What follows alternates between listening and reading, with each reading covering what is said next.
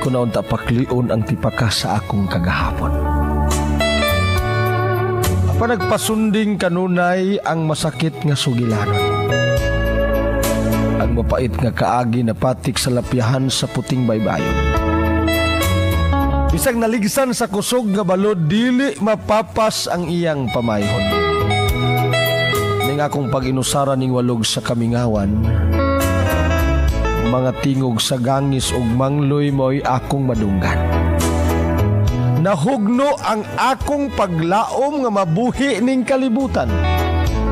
Kay giguba ang giampingan o ginamithi kong kadungganan. Ang gigambalay kong kasaysayan sa taas ng katuigan ay sama sa gapnod sa mapintas nga maludgid agmalan. Bisag asa na lang ipadpad sa lapyahan kanunay nagbangutan. Kanunay nagpaabot sa